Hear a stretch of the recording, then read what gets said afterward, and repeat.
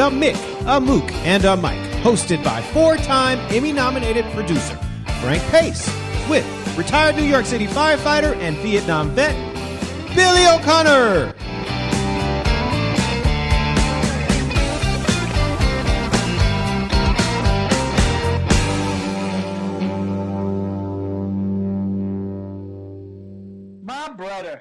Frankie, my brother, how the hell are you this morning, pal? How the hell are you? Where the hell are you?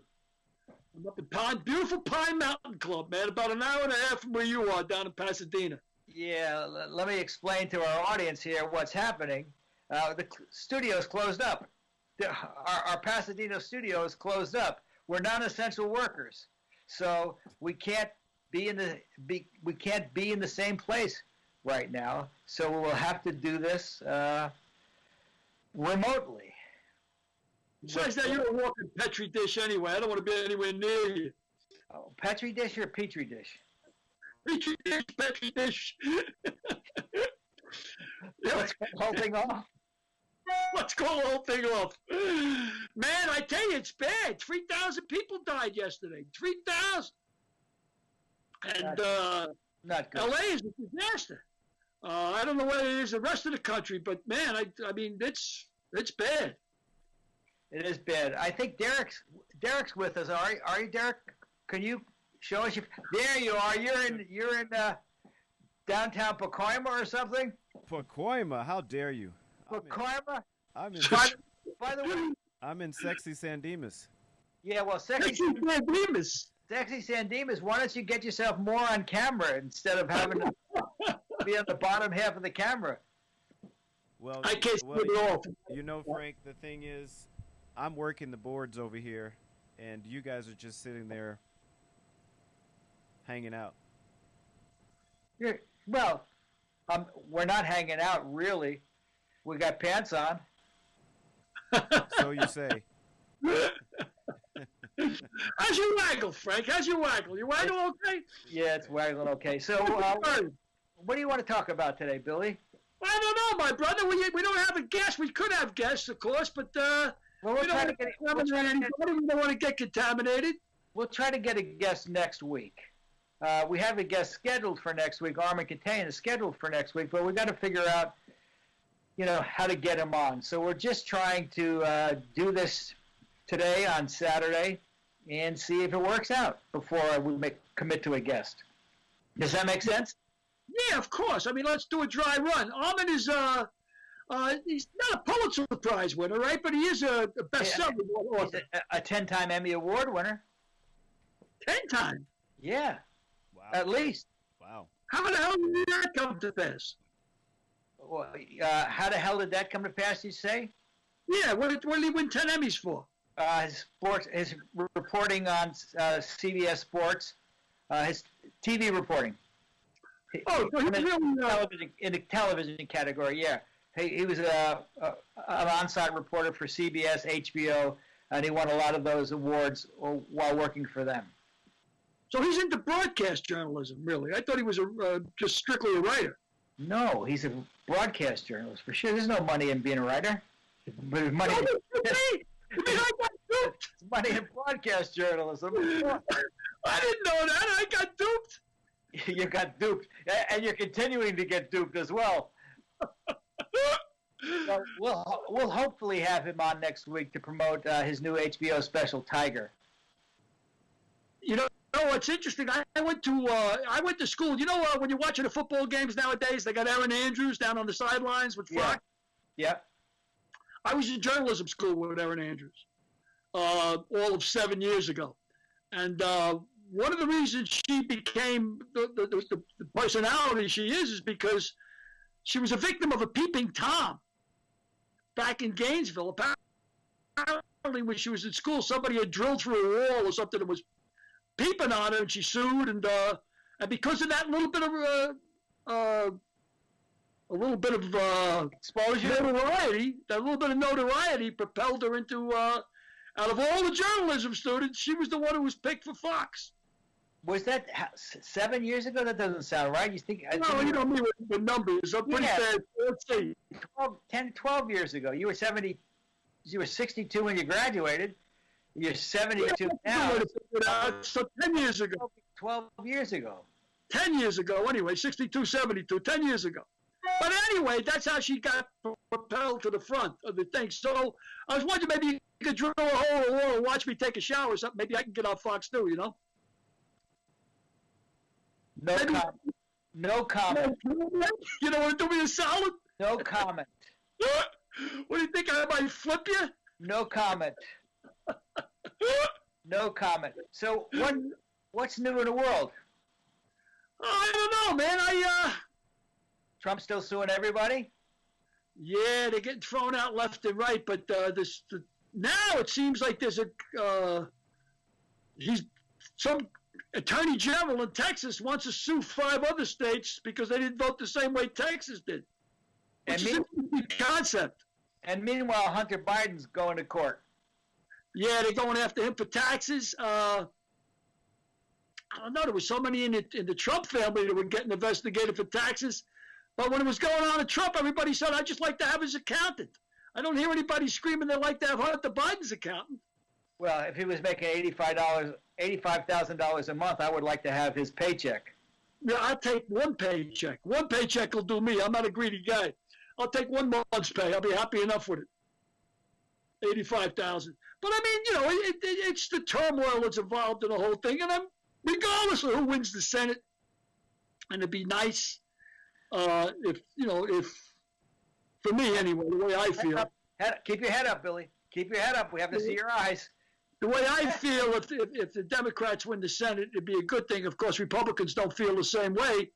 But the obstructionism is going to be fast and furious. I mean, already. It's already. I mean, I don't see how anybody's going to reach across the aisle when they won't even acknowledge he won the presidency and he won by 7 million votes. Yeah, but I think there are a lot of closet Biden supporters among the Republicans.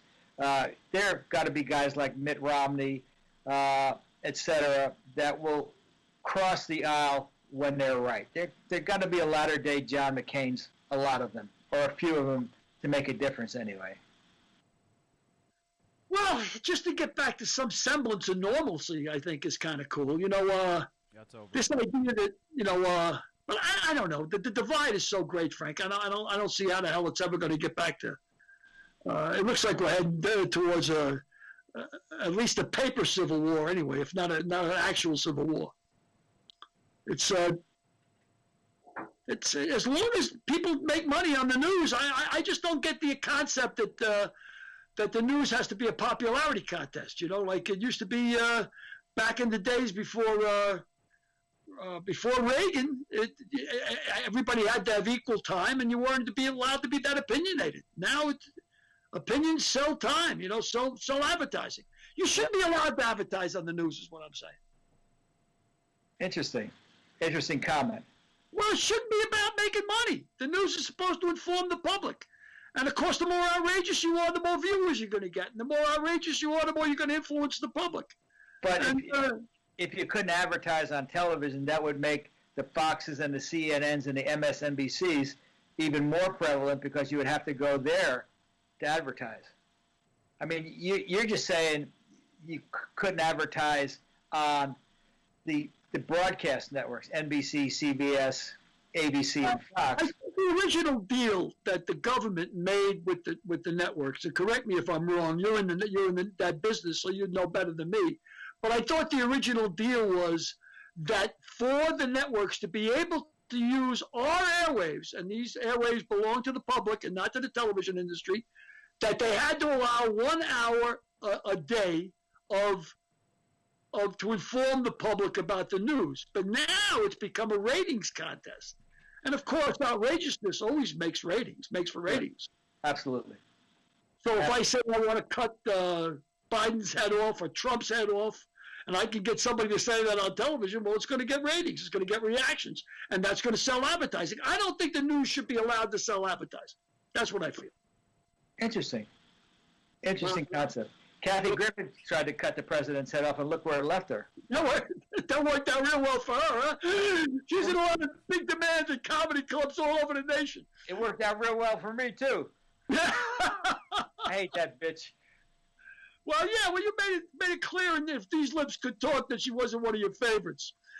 But she's about as welcome as COVID right now in most comedy clubs. Yeah. I was talking to a guy who owns a comedy club yesterday, Rick Bronson. He owns the House of Comedy, and he owns about 9 comedy clubs around the country. And we were talking about another subject, but we were on the phone for about 30 minutes. And I was asking him how it's going, and he said, Billy, really, he says, I think that 40% of restaurants are going to be closed by the time this is all over. He says it's going to be Wendy's and McDonald's and drive-thrus and Burger Kings. And if you're not a chain, you're going to be done, because I don't see how people are bouncing back. Yeah, he's got 11 clubs and only one is open right now in Arizona. And that's Arizona. Yeah, and that's in Arizona. Arizona's got warm weather. If he had a chain, 11 chains up in the north, or he would be in big trouble. Yeah, well, he's got 8 clubs in Canada, and of course they're all closed. Yeah, that's what I'm saying. He's got 8 clubs in Canada that they're all closed. Yeah. So I mean, well, I was in the bar business, Frank, and the restaurant business, especially the restaurant business. The bar business, I mean, you put booze on a shelf, and if you don't sell it, it's no problem. It ain't going anywhere. People will come in tomorrow and drink it, next month and drink it, next year and drink it. It doesn't go bad. But if you're in the restaurant business,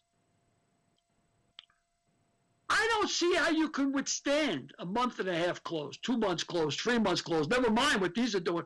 I couldn't have made it 2 weeks in the restaurant business if I had to close up shop, because you can't put food on a shelf and if it's got to be fresh, it's got to be sold, and you have an enormous staff.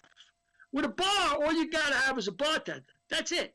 Yep. With a restaurant, you need the dishwashers. You need it costs you so much more to stay open. It's and then the taxes and the licenses and I like booze. The taxes and the licenses in the bar business are incredible, though, aren't they? You get taxed 3 times. 3 times, man. Exactly. There's no such thing as a bar owner that's in business who doesn't have 2 sets of books. I mean, it just ain't happening. Nobody's legit. And maybe that's why people aren't upset about Biden's kid or about Trump with the accountant scam, because everybody's trying to scam the government. I mean, that's the way of life. It's like...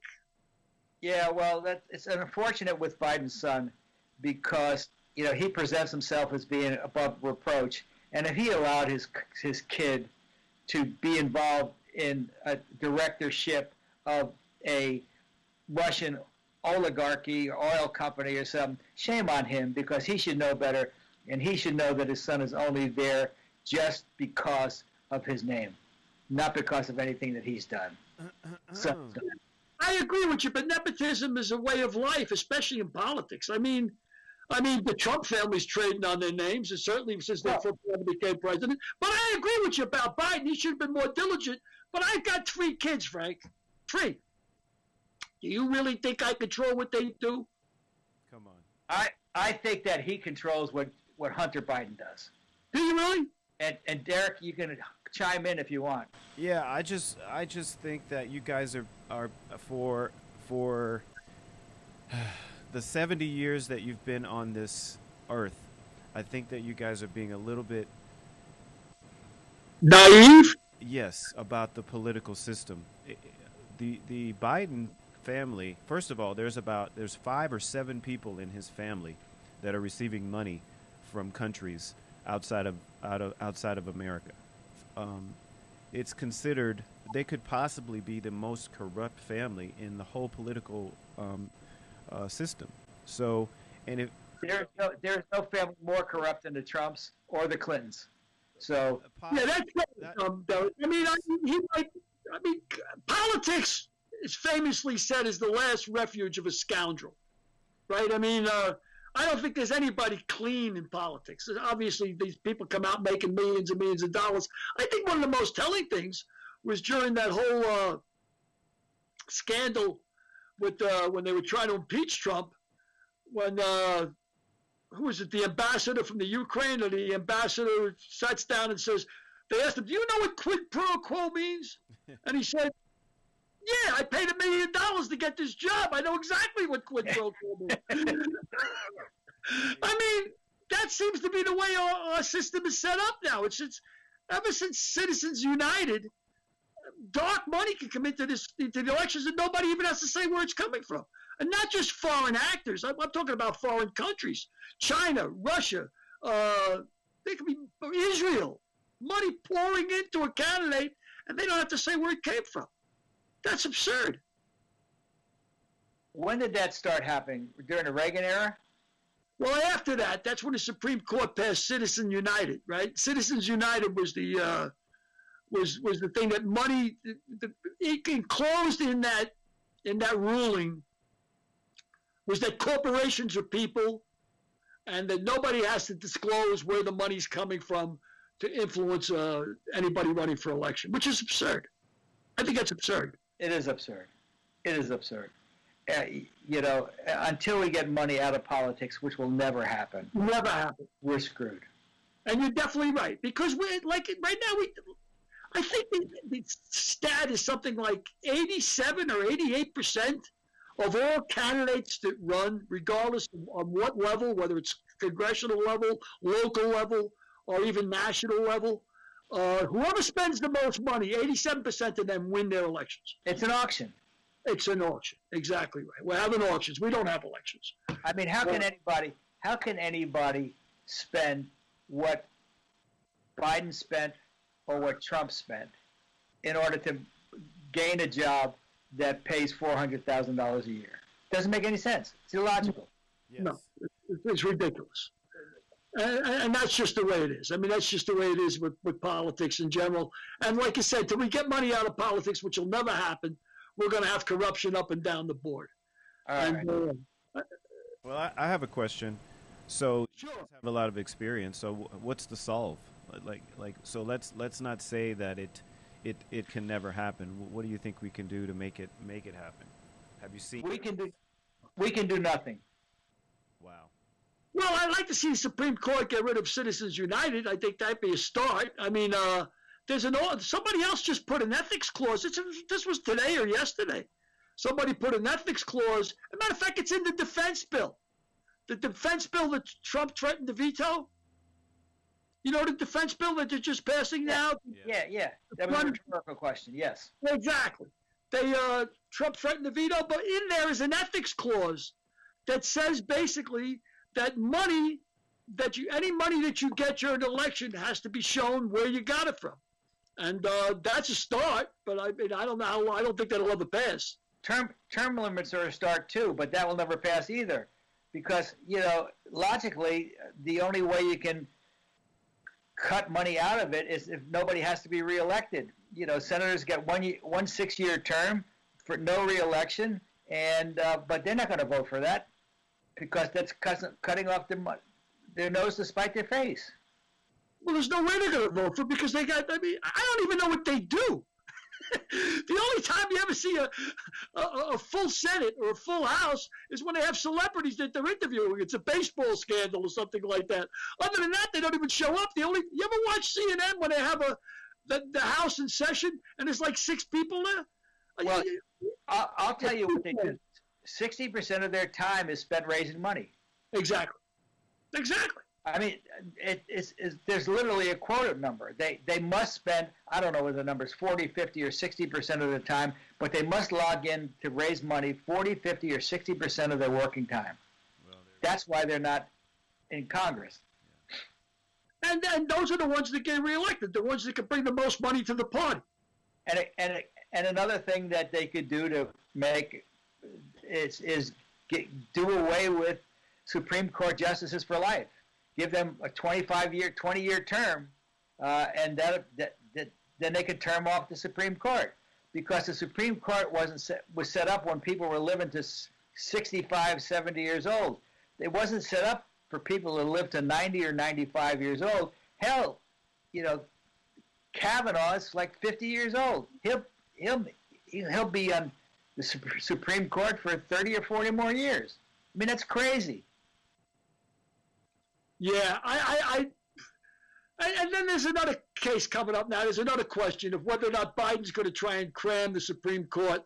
I don't know if that's going to work. I mean, I don't think it's a smart idea. They got 9 justices now. If they try to load it up It'll just go back and forth. What are you going to end up with? 300 justices on the Supreme Court by the time it gets over? Yeah, on the road? I think that the Supreme Court gave Trump such a stunning defeat that they're trying to at least appear to be neutral. Well, I got to tell you, I thought Roberts was appointed by Bush, correct? But Roberts has, at least to me anyway, seems very aware of his legacy. Yeah, but it's not. He's not the problem. The 5 conservative justices are. Well, they're your problem and my problem, but they're not problem for the religious right. Certainly, they're the answer. To them, it's all a question of perspective, isn't it? Yeah, it's a question of perspective. But you know what? I've had enough of this discussion. Why don't you tell me a tall tale? I knew that was coming. Yeah. I'm done with politics too. I don't even know how we got into the subject. We were just talking about it and it came up. Let's see what kind of a tall tale I can tell you. Well, before you start your tall tale, I just got a couple more questions. Hopefully it's okay. I don't want the producer to get mad. But when you start producing a paycheck, you can say anything you want. Agreed. I didn't hear that. What do you guys think about these monoliths showing up all over the, essentially? What the hell is going on with that? I'm glad you brought that up. I don't know what's going on with that. Somebody saw one out in the middle of the desert. Now Frank tells me there's one up by me in the mountains. Well, I think that there's some copycats happening, but for sure, the original ones, there was one in Utah, one in California, and one in Romania. There's not much of a pattern there. One in California and one in Romania. You're not giving me a lot of what. You're not giving Sherlock Holmes a lot to work with here. Yeah, I got nothing. I got nothing here. I got nothing to offer. Oh, actually, there's one in UK as well. But the question, I guess, the bigger question is do you guys believe in aliens? No, because they showed in Pine Mountain the 2 guys that built it. The guy went into it. The bigger question to me is how much time do these guys have on their hands? Yeah, well, they got nothing else to do but to go out and do this. That's what I mean. They have nothing else to do but go out and do it. They got time on their hands for sure. But I tell you what, as far as aliens go, they asked Obama when he was pushing his book. Speaking of aliens. And they asked Obama, what do you know about UFOs? And you know what he said? With a dead straight face, he's like, I can't talk about it. Exactly. I can't talk. Yeah, of course there's aliens. There's got to be. Mathematically, it's practically impossible not to be. There has to be. But when the president of the United States or the former president of the United States looks with a straight face, he says, I can't talk about it. As a matter of fact, it seems to me, during the height of this COVID, the first wave of the COVID anyway, somebody had asked, the government had announced that they had like 35 documented cases of UFOs, and nobody even gave a shit. They said, yeah, okay, there's aliens. What time is the Cheesecake Factory going to open again? You shrugged. Yeah, that's right. Yeah, there's aliens. But what about the Cheesecake Factory? You're asking a question that everybody's asking. What time is the Cheesecake Factory open and when? Yeah. Wow. I think they're done. I think it's over for them. I think so.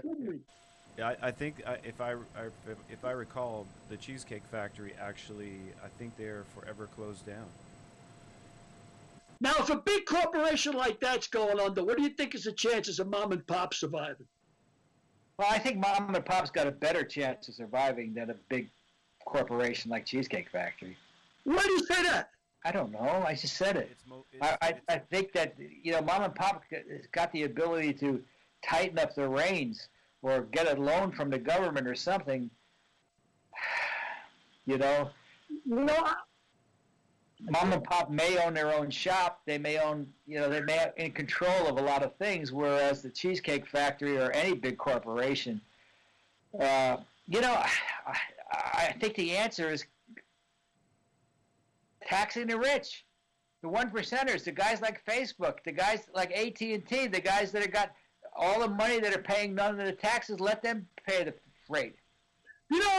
When I hear about Make America Great Again, And, I've seen many comedians go out on the road and ask questions. When was America great? When was America great? And they say, oh, it was great during the 1800s. It was great then.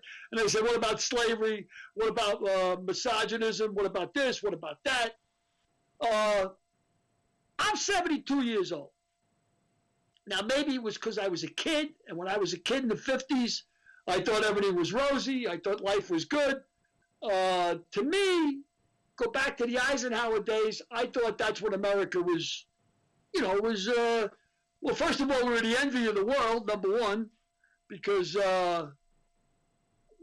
had liberated the whole world after World War II, and we didn't really get affected by the war because we weren't bombed or anything else, and we had a tremendous amount of prosperity. Yeah, but what you're saying doesn't follow because,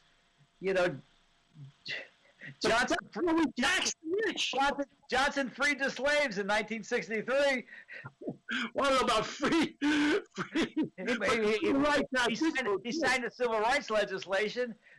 Did Derek's parents feel free in Mississippi in the 50s? Nope. No, not at all. I'm sure, it's a perspective. It's for different people for different things. But you were talking about taxing the rich. At that time in the 50s when Eisenhower was president, the tax rate for the top 1% was 92%. Yeah, as it should be.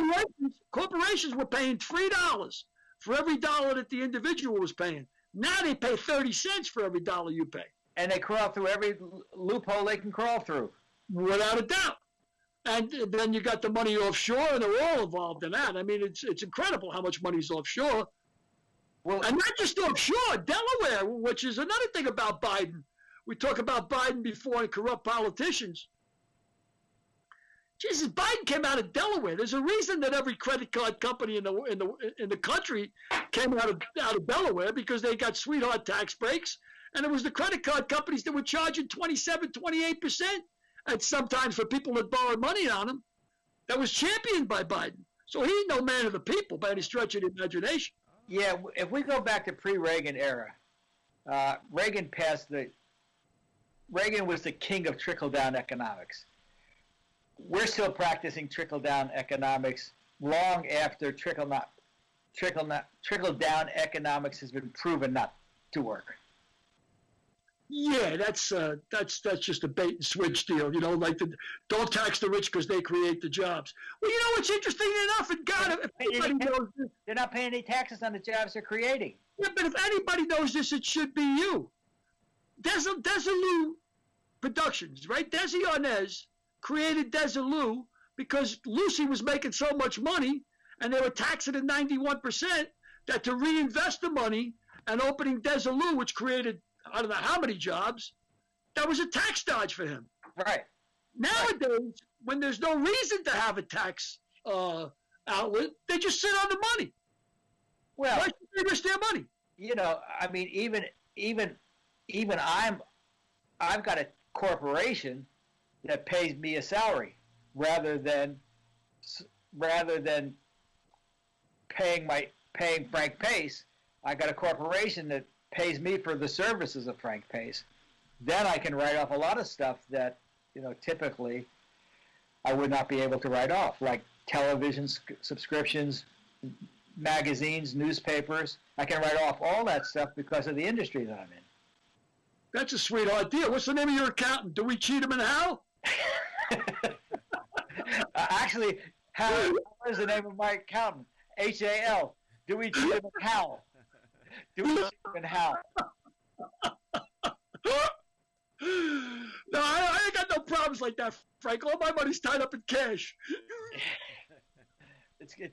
Still going to the bookie. Still going to the bookie.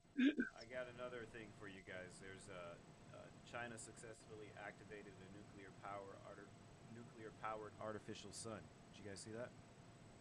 A nuclear-powered artificial sun. Why do you keep doing this, Derek?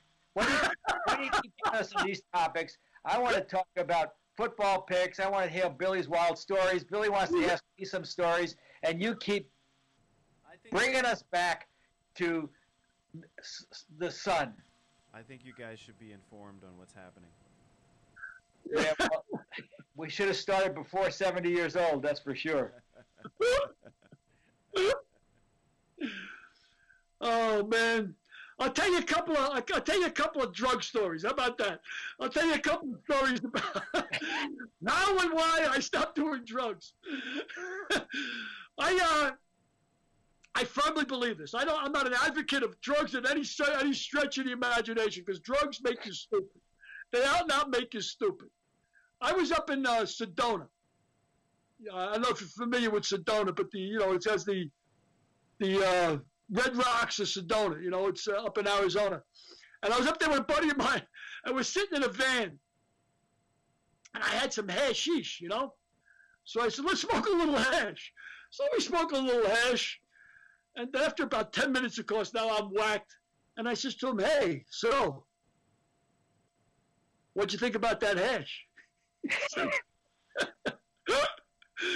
He says, I think it was pretty good. He says, I just tried to take a picture of that red mountain with my wallet.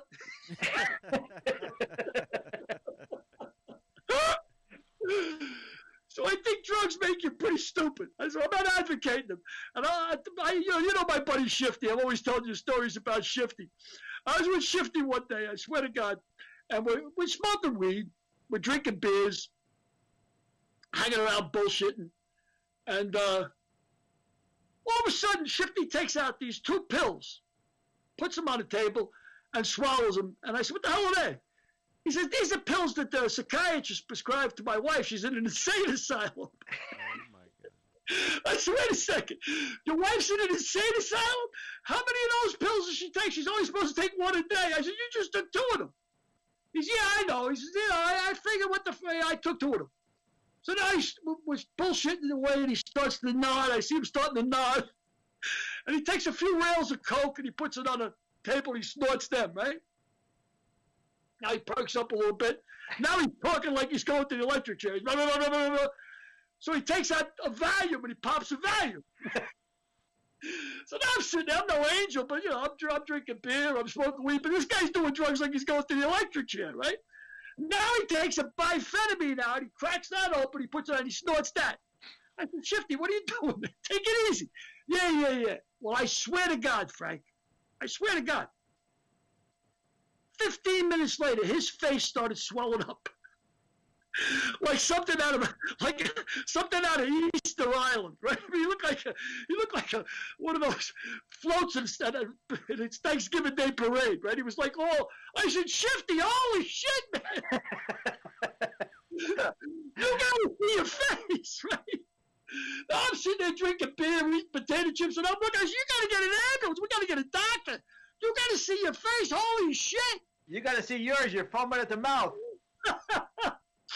So he jumps up, he runs into the bathroom to look in the mirror, and I hear this scream, oh my God, right? Now this is your brain on drugs. This is the way your brain reacts on drugs. He flies out, he snatches the bag of potato chips off the table, he turns it over, and he says, what the hell do they put in this shit anyway?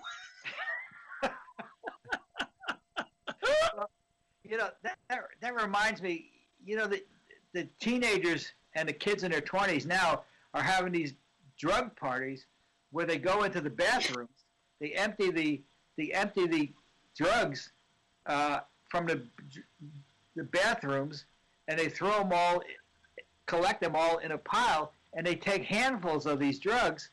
Derek, have you heard of that? I have heard of it, yes. I have. You guys kidding me? I never heard of that. What do they call it? Suicide?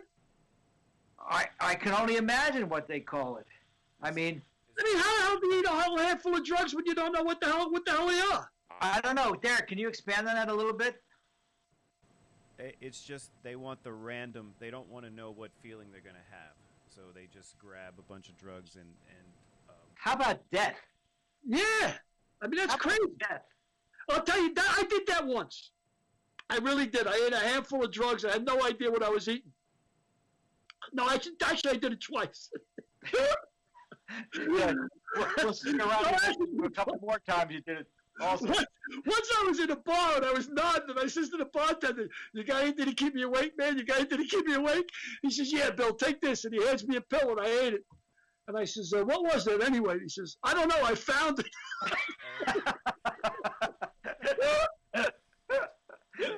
That was once. But the second time, I was on a plane, right? And I'm going to Vegas. And the guy I'm going to Vegas with was Crazy Steve, my buddy Crazy Steve, right? Bill, do this right quick. Yeah. Do this.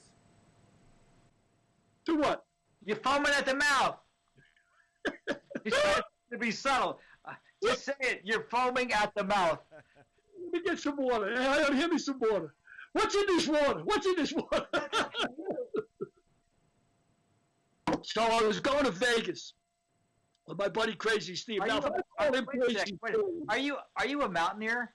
I mean, do you also drink out of jugs, out of mason I jars? got one big apothecary jar here. It's huge. I need a big glass for a big mouth. So I'm going with Crazy. Now, if I call this guy Crazy Steve, you can only imagine what this guy's like, right? I mean, because I was a lunatic in my day. And this guy's completely off the wall. So he was betting with this big bookmaker named Dennis from Brooklyn. And this guy would take 20, 30 dimes, $30,000 on a phone call, no problem. Because Steve used to bet like that because he was Crazy Steve. He used to bet 20, 30,000 a game. So this guy tells Steve, look, the Final Four's next week. Come on out to Vegas. Take anybody you want with you. Everything's on me. Everything. Rooms, food, anything you want, drinks. Just sign my name. I get everything comped. Because this guy would, I swear to God, this guy would go to the bathroom to take a piss and bet $10,000 on a crap table on his way into the bathroom. You know, he was like a lunatic. Because the guy was worth plenty of money because he was a gambler. But of course, gamblers, when they go on vacation, they're going to go to Vegas because they gamble. That's what they do. It's like a drug addict. You know, he's not going to go to the islands and stop taking drugs. Anyway, he thinks I'm going to babysit him, right? He thinks he's going to take me to Vegas with him, and I'm going to keep him in line. I said, there's no way I'm going to Vegas with Crazy Steve. I said, screw this. Let me shift it right away. So I go out that night before the plane ride. We're supposed to leave at 7:30 from upstate New York, the airport. And I get drunk. I'm out till 5:30 in the morning. I mean, I'm paralyzed. Now I go home, I pass out on my couch. I got the phone set to wake me up at 7:30 to get to the airport. I wake up and I'm fucking still stewed. I grab a cab. I get to the airport. I pull myself out of the cab and I'm like, like I'm talking like the Polish army just walked in my mouth last night without socks on. You know, I'm like, I said, I got to get a drink, man. I got to get. He says, holy shit, man. He says, you're a fucking mess. He said, how the fuck did you get drunk so early? I said, I'm still drunk from last night. I just, I got to get a drink. He said, nah, we're late. We got to get on a plane. So we get on a plane. I tell the stewardess, sweetheart, when can I get a drink? She goes, as soon as we're in the air, I'll get you a drink. I says, great. So she comes by. I says, give us 4 screwdrivers, right? I says, I might not see you for a bit. Give me 4 bottles of vodka and some orange juice. And Steve says, good idea. Give me 4 too. He says. So I start pounding screwdrivers because I figure the sugar in the booze will keep me awake. But I'm a total mess. Right now it's like 8:30 in the morning. We're airborne. And the plane is full of old women, right? They're all going to Vegas. At 8:30 in the morning for their big chance. Now I'm in the back and I'm a mess. I'm laughing. I got the call going on. And all the old women are turning around and they're pointing at me like, what the, stop it like that. So I start going, I'm super obnoxious. I'm so obnoxious that even Crazy Steve can't handle it, right? So Crazy Steve gets up and he starts chatting up the stewardesses. And he tells the stewardesses that we're 2 big gangsters on our way to Vegas with an attache case full of money to bet on the Final Four, right? Because so he's told them all this bullshit. Meanwhile, I'm laughing, drinking. This is going on for about 2.5 hours. Now I'm completely a mess again. I mean, I'm destroyed. And all of a sudden, I look up through these bleary eyes, and there's this guy in front of me. I swear to God, the guy must have weighed 300 pounds. He was as big as a beer truck, right? Right out of Central Casting. Like, he looked like a Hell's Angel. Like, he's got the leather, he's got shit through his nose, he's got shit through his ears.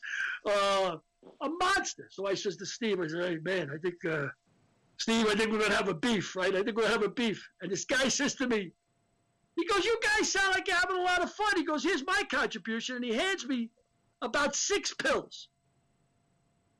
Well, I look down, I see all the different colors. He goes, yeah, laughing boy. He goes, have some of these. So I throw the whole thing in my mouth, not an idea what's in them, and I swallow it down with a screwdriver. I wake up about a half an hour before game time, about 8:30 at night in the hotel room. No idea how I got there. Just flabbergasted. I had no idea what happened, where I was, whatever. I said, oh, shit, the game. 9 o'clock. I got to go down. The game start, the Final Four, the championship game. I go down to see the Final Four. Steve is sitting at the bar with the two stewardesses. With the two stewardesses. And I walk in. I said, what the fuck happened? What happened? And the stewardess says, oh, you almost got us fired. We couldn't wake you up. You know, you were a mess. We had to take you off the plane in a wheelchair. I says, in a wheelchair. I said to Steve, how'd you get? Oh, I had to drag you through the lobby. He goes, I had to get the cab driver to help me. He goes, to get you up into the room.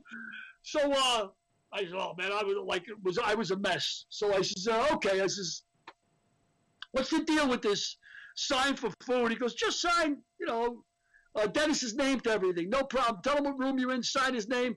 I said, where's this guy, honey? You want to get something to eat? I think the two stewardesses, we go to. I said, what the hell are you doing here with this idiot anyway? He says, and if you took me off the plane in a wheelchair, why would you come to me this later on in Vegas? She said, well, you were a lot of fun before you passed out. She said, So I take him to a steakhouse. I get a bottle of cognac, wine. The whole bill comes to like $1,200, right? I'm signing Dennis's name, no problem. We're there for about 3 hours. Steaks, the whole 9 yards. Soup to nuts. I said, come on, girls, let's go find Steve. We'll go back into the casino.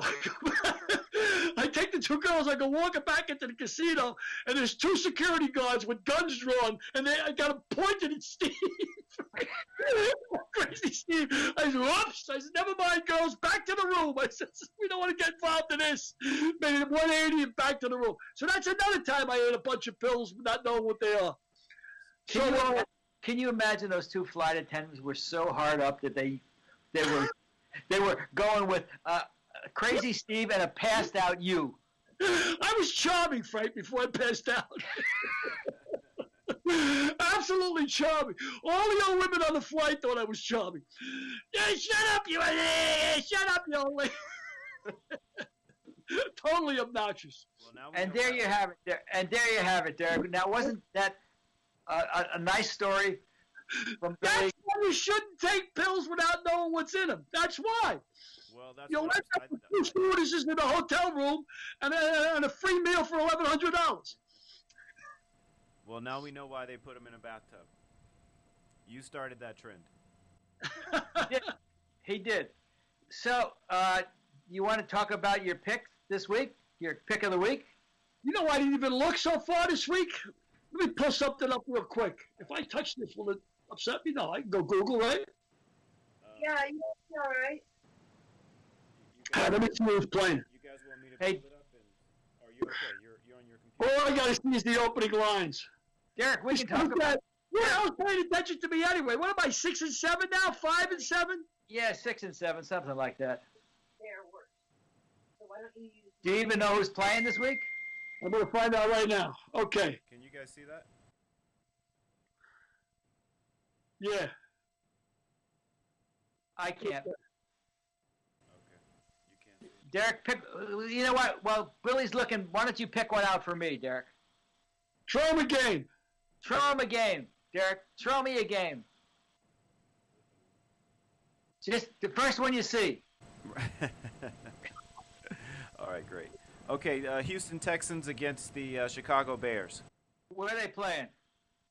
I think they're playing in Texas.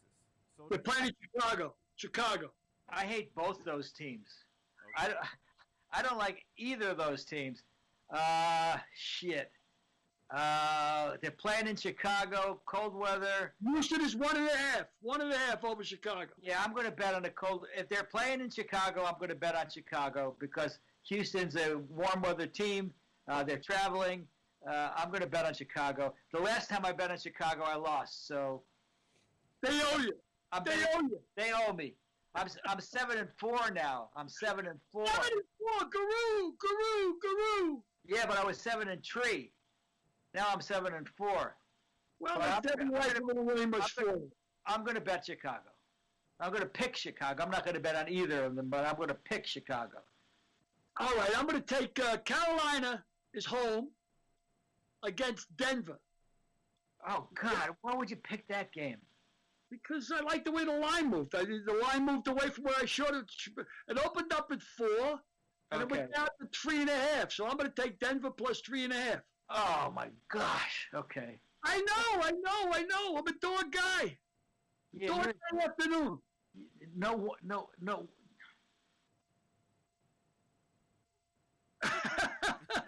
Loser. You have to realize that there's no one out there listening to me anyway. Why not in Denver? I mean, nobody's going to lose their rent on me. All right. So So you got Denver and I got Chicago. I got you Chicago. like the Bears. Yeah. Okay. All right. So now. Well, those are our 2 picks. Should we apologize to our audience because of the No, I'm not apologizing for being 7-4. I maybe apologize for this podcast we're putting out there. apologize for foaming at the mouth? Apologize for you foaming at the mouth, Mr. Corners. I apologize for Billy drinking out of a jug. The apothecary jar. Let's say it right. Apothecary jar. Apothecary jar. I'm an old timer. Yeah.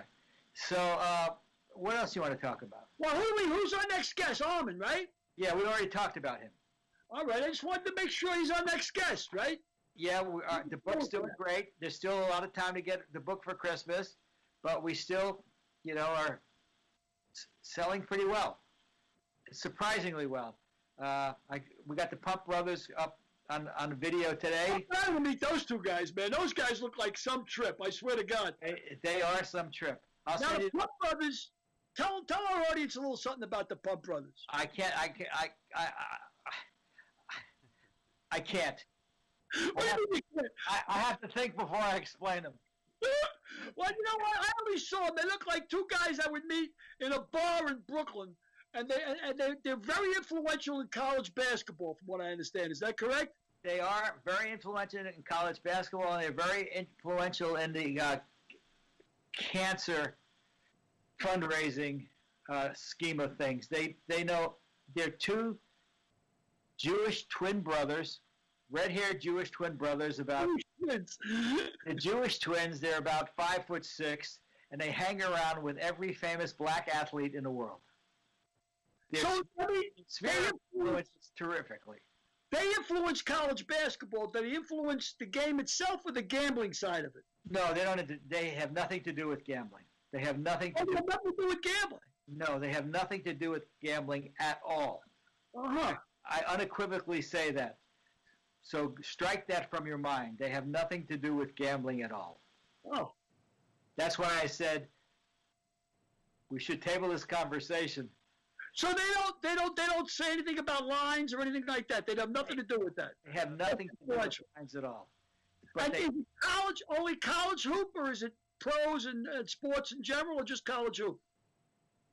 they know every black athlete known to man, from Jim Brown to If I don't piss Derek off, so we're talking about 90% of the athletes out there.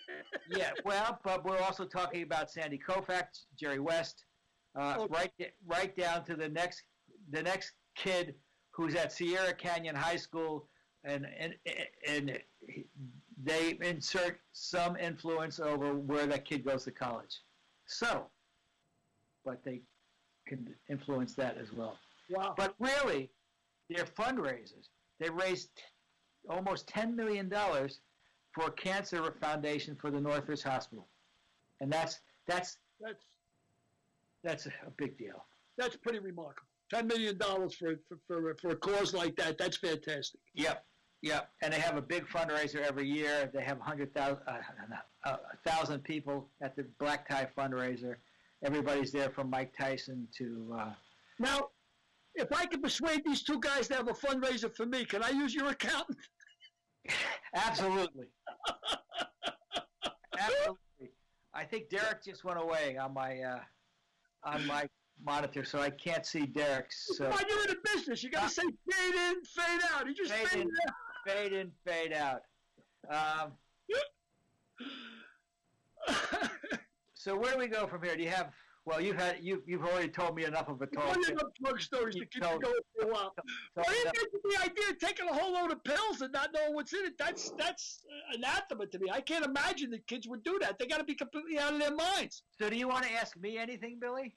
Sure. Yeah, I'd like to ask you a few things. What do I want to ask you? Let's see. He drinks while he thinks. Well, I'm drinking and thinking. That's a bad thing about when you stop drinking. When you stop drinking alcohol, you start thinking. That's the bad thing about it. So in these days of COVID. I don't want to talk about COVID. All right. I don't want to talk about COVID at all. All right. I was going to talk about your occupation and how it affected you, but no, I don't want to talk about what I used to do. Well, I thought talking about. Let me talk to our audience about this. Since I was involved with Lips and writing it with you, I know the answer. But why don't you tell the people out there how a guy who wasn't a producer ended up becoming a producer?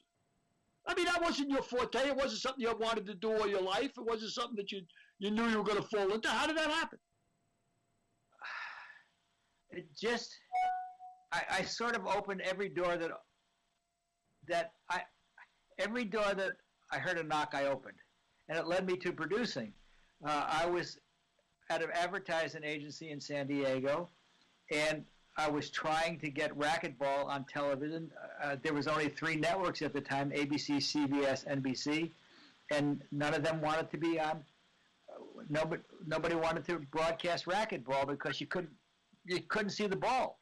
They had a point. You couldn't see the ball. Is that why? Is that right? When you're watching it on television, you can't see the ball. I never even thought about that. You can't see the ball, and you play on 4 walls, and 3 of them are concrete. So where's the viewing going to come from? But then, did you play racquetball? I played at it. No, but I mean, like the reason, the impetus to you wanting to have this on television was because. Oh no, it was purely a commercial venture. Was because I was representing Echelon, the number 1 racquetball company at the time, and they wanted racquetball on the TV. Okay. They figured if more people can see it, more people would buy their product. That was correct. So in 1979, I was going around to New York, and I returned to San Diego where my office was, and I got a call from a fellow who was starting a new network. And he said, I want to put racquetball on the air. Can I come out and see you? So I said, sure, you can come out and see me. He came out and saw me with his partner then, and it was a man by the name of Bill Rasmussen, who was forming a network for a 24-hour sports network called the Entertainment, Sports, and Programming Network. And I said, what the hell is this? Who the hell's going to watch, sports for 24 hours? And it turned out to be ESPN. And that's how I got my start, producing racquetball for ESPN. And he said, if you produce it, I'll air it. So we got $25,000 to produce it, and it aired for a lot of years on ESPN. And it was self-perpetuating because then another one of my clients, which was Speedo, we were developing a United States triathlon series, short course triathlon series for racquetball, for Speedo, for swimwear. Speedo's a major manufacturer of swimwear, and they wanted to get triathlon on the air because using the thought that the more people could see it, the more people would want to do that. And we got triathlon, short course triathlon on the air in like 1982, and that ultimately led to short course triathlon becoming an Olympic sport. So we started that as well.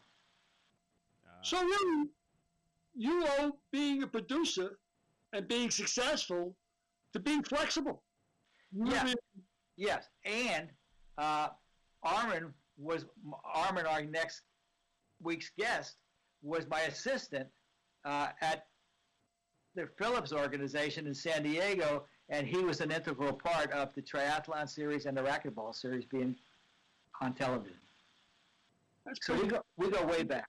Way We back. did. Wow. We go way back. Now, you wouldn't have any pictures handy of you modeling one of those Speedos, would you? I had never even been in a Speedo. But I can picture you in a Speedo, and I'm sure you wore a Speedo. No, I want to get one of those ball bags that they walk around the beaches with. I'd rock one of those babies. You know what do they call them? It wouldn't stay up. You lose it. Yeah, my wife. Yeah. It wouldn't stay up because then I lose it. Get her on camera. Get her on camera. Get her on camera. No, he doesn't want to go on camera. Tell me, so what do they call those things? A sock? What do they call those things? It's a banana hammock. A banana. Banana hammock. Yeah. Yours would be a half a banana hammock. Oh, I would rock that banana hammock, man. With the baggy balls and the bald head. Let me just walk around Miami Beach with that banana hammock. I'd rock it, man. Rock it. You look like the kind of guy that would wear it. You look like the kind of guys that are in Brazil, that I see in Brazil every day wearing those Speedos. Hey, they wear them in Europe too. So he's from. Yep. Doesn't make it right. It would be good promo for the show. It would be good promo if you wore one. No. But not Break me. it up. We're breaking up. All right. Well, if we're breaking up, we better sign Yeah, up. I can't hear what you guys. I can't even hear when you're breaking my balls. And if I can't hear you breaking my balls, what's the sense?